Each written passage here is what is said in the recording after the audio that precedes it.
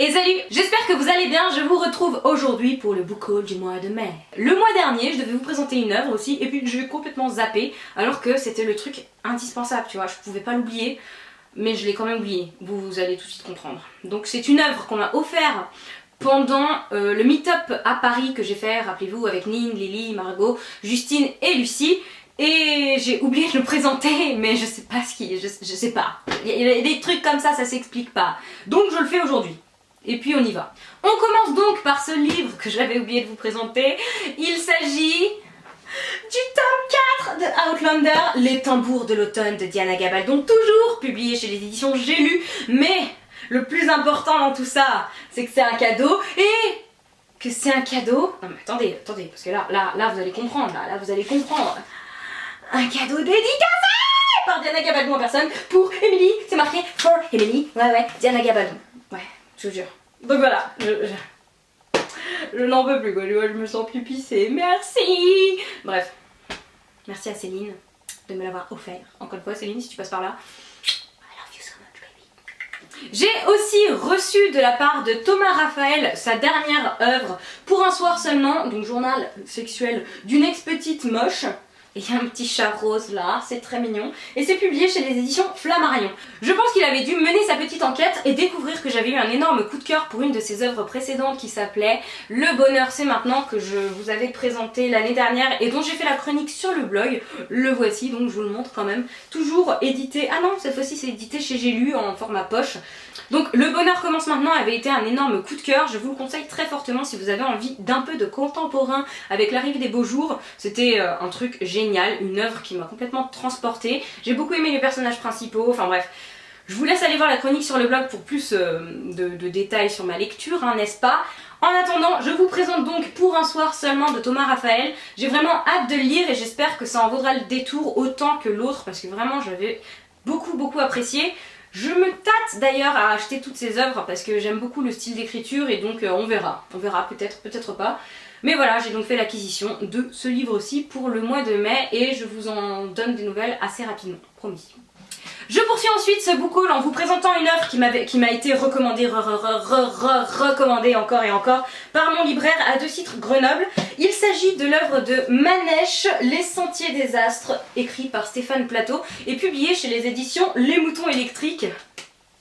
Ok, j'arrête avec cette blague pourrie. Manèche, c'est un livre de fantasy qui apparemment sort des sentiers battus et qui n'est pas forcément un truc bien folichon niveau action, mais j'ai cru comprendre que c'était bien. Il me semble qu'il a remporté le prix des Imaginales cette année et je le trouve beau. Alors voilà, il est dans ma palle et j'ai l'intention de le lire le plus rapidement possible, bien que ce soit quand même une petite brique, n'est-ce pas?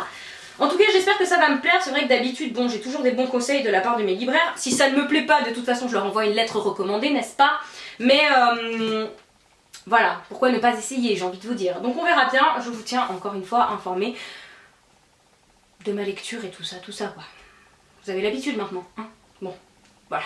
Au cours du mois de mai, j'ai également fait l'acquisition de Ladies Test de Laura Trompette, publiée chez les éditions Hugo Romance, donc c'est de la New Romance. Je pense que c'est une œuvre gay, dans les deux sens du terme, puisque Ladies Test, bah voilà quoi, je vous laisse imaginer, ça doit être une histoire d'amour entre Éléonore et Cristal. Donc Éléonore est une jolie blonde, élégante et mère de famille de 33 ans et directrice artistique du groupe de luxe Modus à Paris.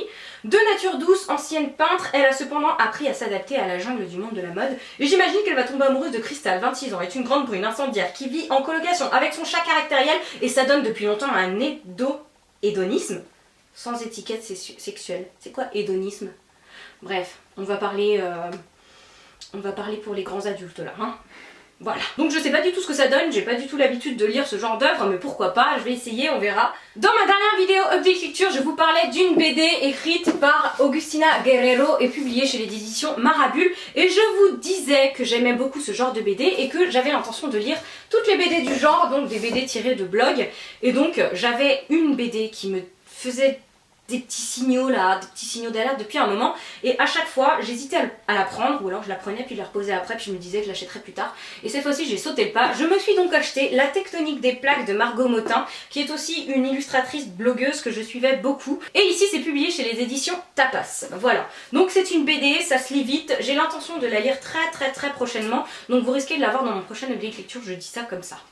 Et enfin, au cours du mois de mai, j'ai fait encore une fois l'acquisition d'une BD et je me suis procuré Azimut, écrit par Lupano Andreae, je sais pas comment ça se dit, et c'est un tome 1, ce tome 1 se nomme Les Aventuriers du Temps Perdu et c'est publié chez les éditions Vent d'Ouest. Donc c'est une BD qui encore une fois m'a été recommandée par mon libraire, donc on verra bien. J'avoue que j'aime beaucoup l'esthétique, je trouve les planches plutôt pas mal du tout, et puis ben... Voilà, c'est donc déjà tout pour ce book haul, j'espère qu'il vous a plu, il est très rapide, je l'ai expédié le truc. Je vous parlerai bien sûr des livres de façon plus minutieuse au cours de mes prochains updates lecture. En attendant, je voulais juste vous montrer ceci. Donc je sais pas si vous voyez bien, c'est Jamie. Ouais, genre Jamie quoi, de Outlander, vous savez, l'amour que j'ai pour Jamie quoi. Et donc on me l'a offert, on me l'a donné au cours du meet-up. Bah, bon, déjà j'ai chialé quand j'ai vu que c'était Jamie, j'ai trouvé l'attention absolument touchante. Et après avoir focalisé sur la tête du personnage, là j'ai regardé un petit peu à gauche.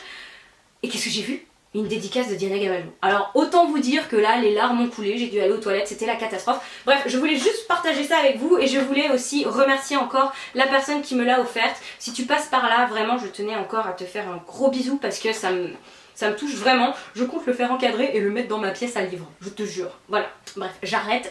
C'est donc déjà tout pour cette vidéo, j'espère qu'elle vous aura plu. En attendant, je vous souhaite à tous de très belles lectures. Encore une fois, si vous avez déjà lu ou si vous avez eu l'occasion de voir les livres que je viens de vous montrer, parce que je vous les ai pas vraiment présentés, passez par chez vous ou par votre librairie ou tout ça, n'hésitez pas à laisser vos commentaires et à en discuter avec moi. Sinon, je vous fais de très gros bisous et je vous dis à la prochaine. Ciao!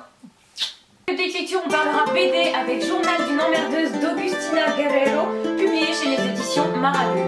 Je vous donnerai également mon avis sur le livre Les Outrepasseurs, le tome 1,